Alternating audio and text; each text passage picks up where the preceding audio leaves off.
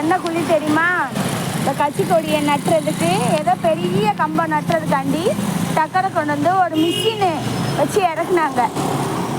அதுக்கு குடி தண்ணி இருந்தால் உடச்சி விட்டுட்டு எப்படி போகுது பாருங்க ஃப்ரெண்ட்ஸ். சரிதா? தேவர் சிலை பக்கத்தில்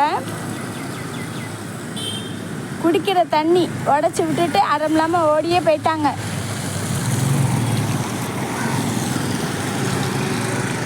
பூங்கா திட்டாங்கல் போகிற ரோடு பாருங்க. வணக்கம் ஃப்ரெண்ட்ஸ். காலையில் அந்த தண்ணி போடுறத வீடியோ எடுத்துருந்தேன்.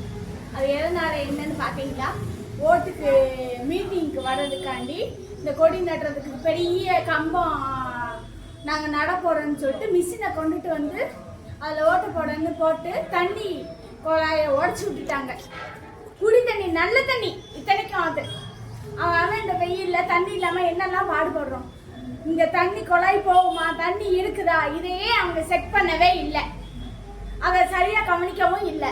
அவங்க ஆட்டுக்கு வர்றோம், நம்ம மீட்டிங் போடுறோம், காசு செலவழிக்கிறோம் அப்படிங்கிறத ஒரு நாள் செய்வாங்க, இல்லை எலெக்ஷன் வர வரைக்கும் செய்வாங்க. இதே இந்த தண்ணியவே அவங்களுக்கு இது சரியாக பார்க்கலன்னா இவங்கெல்லாம் ஜெயிச்சு மக்களுக்கு என்ன பண்ணுவாங்க?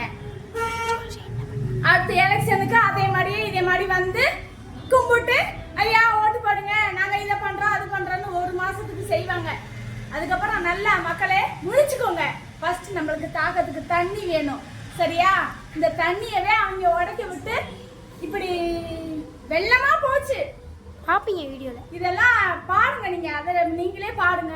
இதை உங்களுக்கு தெரிஞ்சவங்களுக்கெல்லாம் இதை அந்த வீடியோவை அனுப்பி விடுங்க, ஷேர் பண்ணுங்க, மக்களுக்கு இதை தெரியப்படுத்துங்க. இப்படி இருக்க உங்களுக்கு ஓட்டு போட்டு நீங்க என்ன பண்ணுவீங்க, உங்களுக்கு என்ன செய்வாங்கன்னு முதல்ல பாருங்க. நன்றி, வணக்கம்.